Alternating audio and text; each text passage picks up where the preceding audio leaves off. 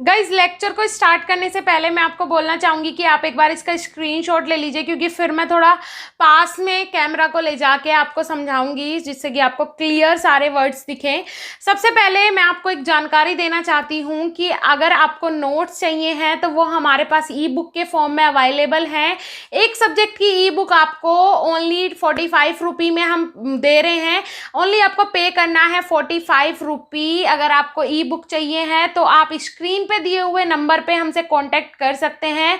Contact करने का method जो भी आपको यूज़ करना है, आप डायरेक्टली कॉल कर सकते हैं, उसके बाद आप व्हाट्सएप मैसेज कर सकते हैं, या फिर आप हमारे टेलीग्राम चैनल को सब्सक्राइब कर सकते हैं। टेलीग्राम चैनल है हमारा AA वैदिक ज्ञान KD के नाम से, आप इसे भी सब्सक्राइब कर सकते हैं। वहाँ पे भी आप नोट्स से रिलेटेड सारी अपनी जो भी प्रॉब्लम्स हैं वो हमसे शेयर कर सकते हैं। दूसरी चीज़ गाइस, ओनली 45 रुपीज़ में आपको पूरे सब्जेक्ट की ई बुक कहीं पे भी नहीं मिलेगी। अभी वैसे भी कॉलेजेस वगैरह खुले नहीं हैं। और दूसरी चीज़ मैं आपको ये भी क्लियर कर दूँ कि इस बार एग्ज़ाम ज़रूर होने हैं। 110% एग्ज़ाम होंगे इस सेमेस्टर के आपके, कोई भी नहीं रोक सकता। तो आप अगर बुक्स लेना चाहते हैं तो हमने आपके लिए ही इतनी मेहनत करके इन बुक्स का अरेंजमेंट किया है। अगर आप चाहते हैं लेना, बिल्कुल नोट्स के फॉर्म में है, बस उसका फॉर्म जो है वो ई बुक है, लेकिन है पूरे नोट्स ऐसे के ऐसे ही सिंपल लैंग्वेज में नोट्स की तरह ही आपको प्रोवाइड किए जाएंगे। बस नाम थोड़ा ई बुक का देना पड़ा क्योंकि वो कंप्यूटराइज्ड है, हाथ से लिखे हुए नोट्स नहीं है। ओके गाइज, सो आपको पे करना है ओनली 45 रुपीज़ और आप पूरे सब्जेक्ट की ई बुक आपके पास होगी। Thank you so much. चलिए तो लेक्चर स्टार्ट करते हैं। हॉस्पिटल एंड क्लिनिकल फार्मेसी का lecture 3। Okay, hospital and clinical pharmacy में हम देख रहे थे क्या ऑर्गेनाइजेशन ऑफ हॉस्पिटल, जो कि आपकी फर्स्ट यूनिट में एक मोस्ट इंपॉर्टेंट टॉपिक दिया हुआ है, ऑर्गेनाइजेशन ऑफ हॉस्पिटल्स। आप इस पे इंपॉर्टेंट मार्क कर लीजिएगा क्योंकि मोस्ट इंपॉर्टेंट टॉपिक है आपके सिलेबस के अकॉर्डिंग। ओके स्टूडेंट्स, तो इसमें फर्स्ट दिया है रेजिडेंटल मेडिकल ऑफिसर। देखिए, रेजिडेंटल मेडिकल ऑफिसर कौन होता है, हमने अपनी लास्ट वीडियो में एक फ्लो चार्ट देख लिया था। पूरा ऑर्गेनाइजेशन ऑफ हॉस्पिटल्स का एक पूरा का पूरा फ्लो चार्ट हमने देख लिया था। तो अगर आपने लास्ट वीडियो नहीं देखा है तो नीचे डिस्क्रिप्शन बॉक्स में मैं इससे पहले 2 पार्ट की वीडियो के लिंक मैं नीचे आपको दे दूंगी, वहां से जाके आप देख सकते हैं। Residential medical officer, residential medical officer कौन होता है, who is available for 24 hours service basis to attend the patient under में सर्कमस्टांसेस। देखिए, जो रेजिडेंटल मेडिकल ऑफिसर होता है उसका काम होता है कि वो 24 आवर्स अवेलेबल रहे, किसके लिए, बेसिक सर्विस के लिए। ठीक है, मीन्स जिस तरीके से पेशेंट की रिक्वायरमेंट है उस तरीके से वो पेशेंट की रिक्वायरमेंट को पूरा करेगा। जो पेशेंट की सर्कमस्टांसेस हैं, उसकी ज़रूरतें हैं, उन्हें वो पूरा करेगा और उसे पूरा करने में हेल्प करेगा पेशेंट की। और 24 आवर्स ये रेजिडेंटल मेडिकल ऑफिसर्स होते हैं जो 24 आवर्स पेशेंट की केयर में, उनकी सर्कमस्टांसेस, उनकी रिक्वायरमेंट्स को पूरा करने में लगे रहते हैं। Next one is consultant. Consultant कौन होता है, these are the expert medical practitioners in specific segments of medicine. देखिए, ये क्या होते हैं, जो कंसल्टेंट्स होते हैं ये एक्सपर्ट्स होते हैं। कैसे एक्सपर्ट्स होते हैं, मीन्स जो कंसल्ट करें, क्या करें, these are expert medical practitioner in specific segment of medicines. Means ये क्या करते हैं, कंसल्ट करते हैं, अलग अलग क्या फिजिशियंस के बारे में बताते हैं कि आप इस फिजिशियन के पास जा सकते हैं, यहाँ पे जाके आपको अच्छे से अच्छा ट्रीटमेंट मिलेगा, या फिर जो उनकी ज़रूरत होती है पेशेंट की उसके हिसाब से उन्हें कंसल्ट करते हैं। उसके बाद आता है विजिटिंग स्पेशलिस्ट। विजिटिंग स्पेशलिस्ट कौन होता है, he is also an expert in a specific branch of the medicine. देखिए, ये क्या होते हैं, जो विजिटिंग स्पेशलिस्ट होते हैं ये मेडिसिन के ब्रांच में बहुत एक्सपर्ट होते हैं। मीन्स क्या, अपनी अपनी ब्रांच में ये एक्सपर्ट होते हैं। और ये क्या आते हैं, एक पर्टिकुलर डे में, ऐसा नहीं है हॉस्पिटल्स में ये स्पेशलिस्ट डेली आते हैं, नहीं, ये तब आते हैं अगर कोई सीरियस केस है तब आएंगे। किसी एक स्पेसिफिक टाइम, स्पेसिफिक डे इनका फिक्स होता है, पर्टिकुलर डे, स्पेसिफिक टाइम कि ये इस टाइम आएंगे, इस दिन आएंगे। अगर आपको स्पेशलिस्ट को दिखाना है तो आप इस समय आइएगा, इस दिन आइएगा, ठीक है। तो इनके डे डिवाइड होते हैं हॉस्पिटल में कि ये इस दिन आएंगे, ठीक है। तो ये होते हैं क्या, विजिटिंग स्पेशलिस्ट, जो कि क्या, स्पेशल केस हैंडल करते हैं। जैसे कि कोई स्पेशल केस है, किसी की बड़ी सर्जरी होनी है, तो ऐसे इस टाइप के केस विजिटिंग स्पेशलिस्ट क्या करते हैं, हैंडल करते हैं। उसके बाद आता है ऑनररी स्टाफ। ऑनररी स्टाफ क्या होता है, generally they are retired medical professionals provide honorary service to the hospitals.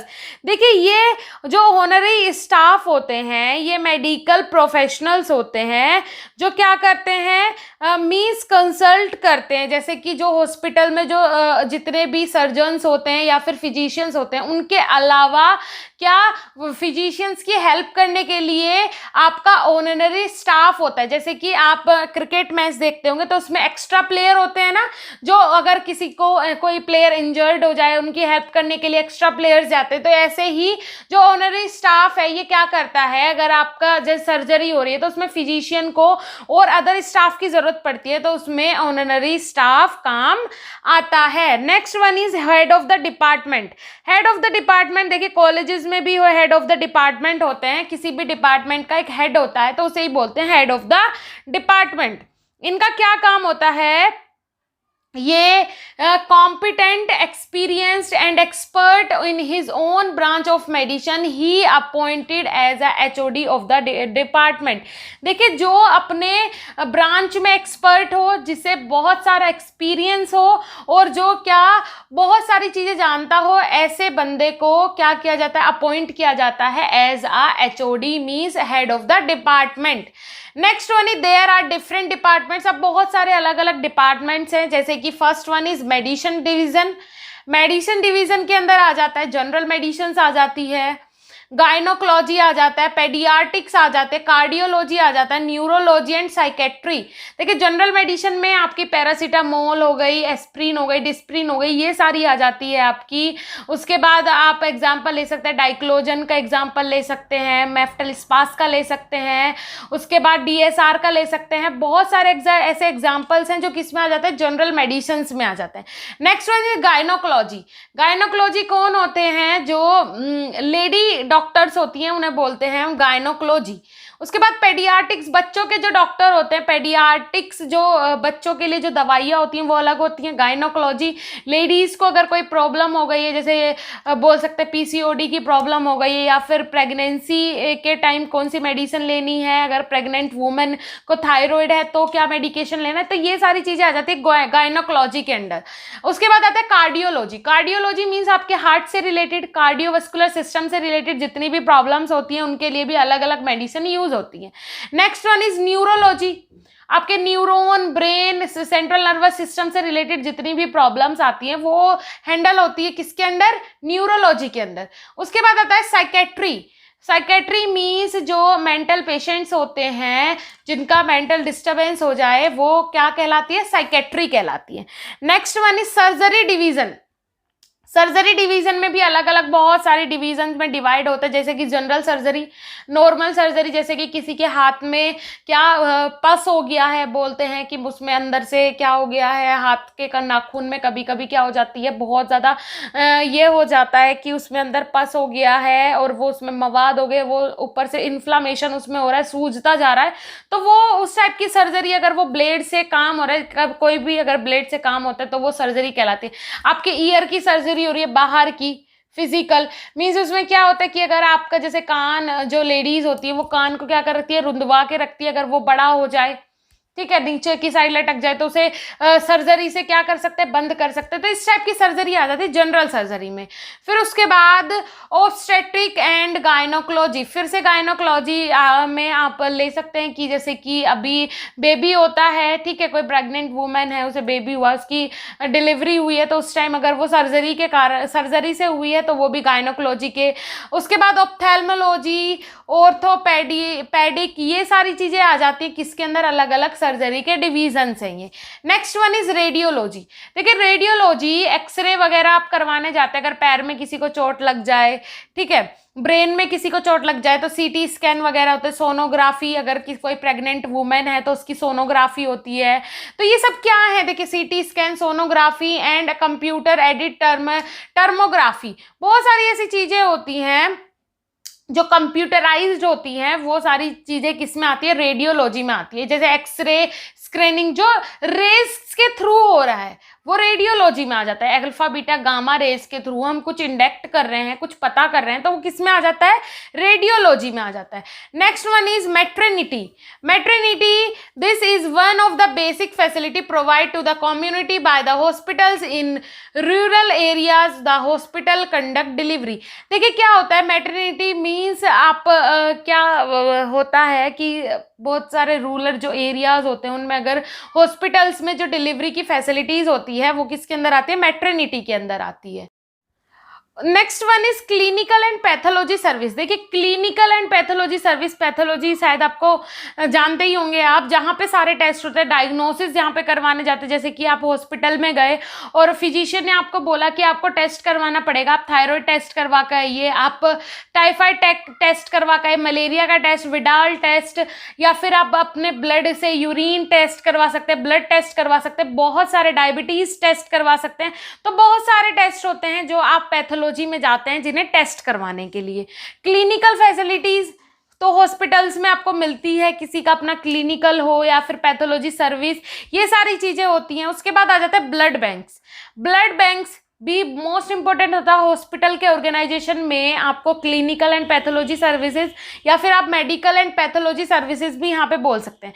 Clinical की जगह आप रिमूव करके यहाँ पे मेडिकल भी लिख सकते हैं, दैट वन इज करेक्ट।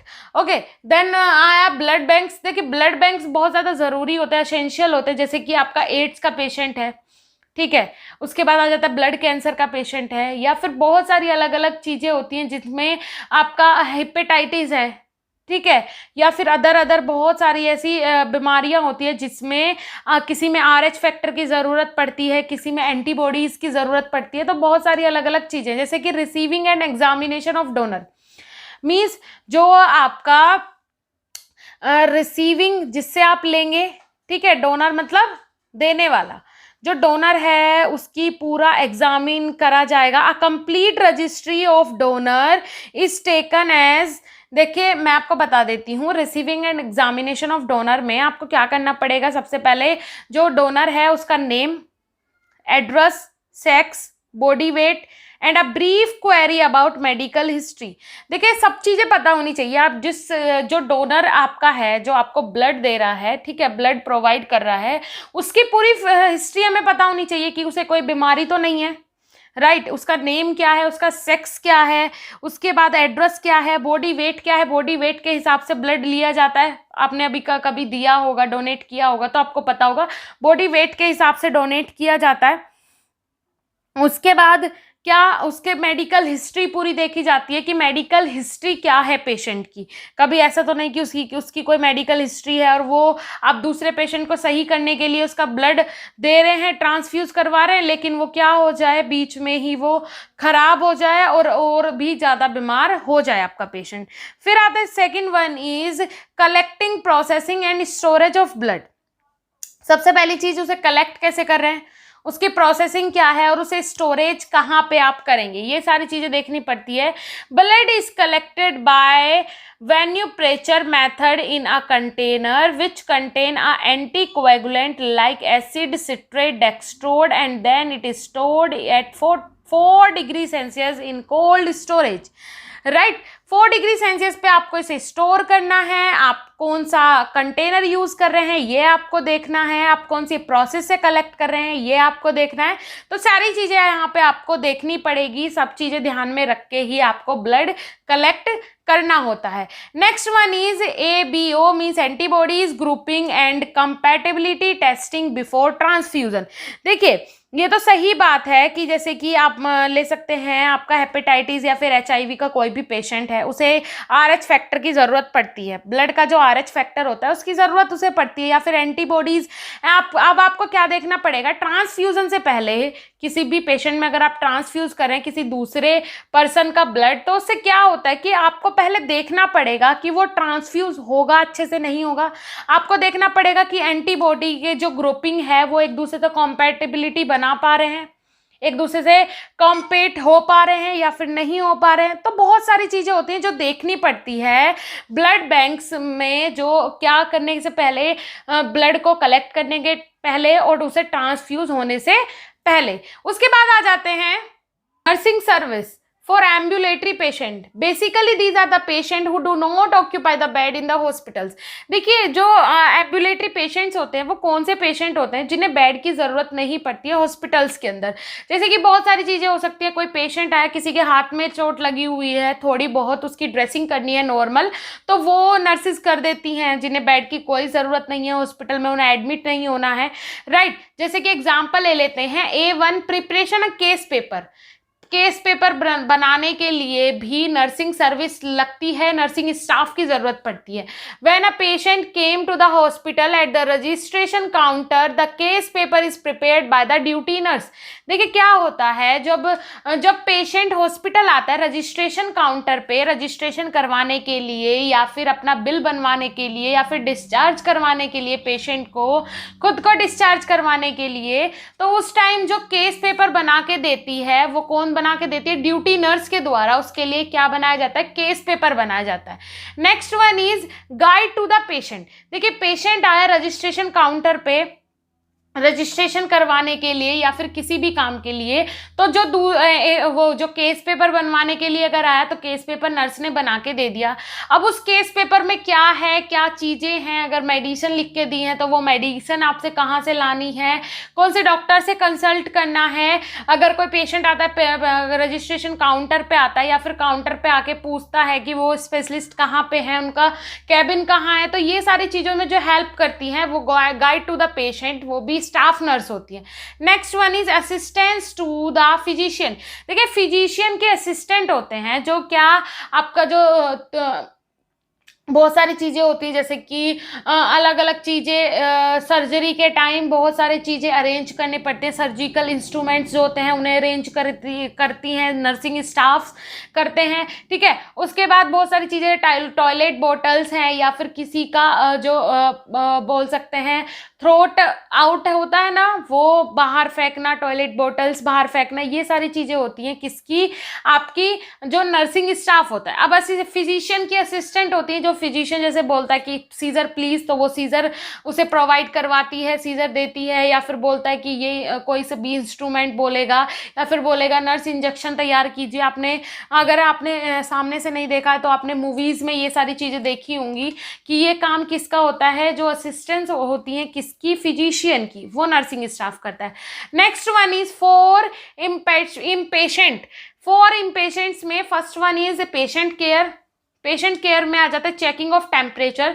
जैसे कि बहुत सारी नर्सिंग स्टाफ होता है ना, जैसे आपके कभी घर में से कोई हॉस्पिटल में रहा हो तो आपने देखा ही होगा कि टाइम टाइम पे नर्सिस आती हैं और वो टेम्परेचर चेक करती हैं आपके पेशेंट का, ठीक है। बार बार टेम्परेचर चेक करेगी, बीपी चेक करेगी, पल्स रेट चेक करेगी, ठीक है। पल्स रेट चेक करती है, बीपी चेक करती है, टेम्परेचर चेक करती है पेशेंट का।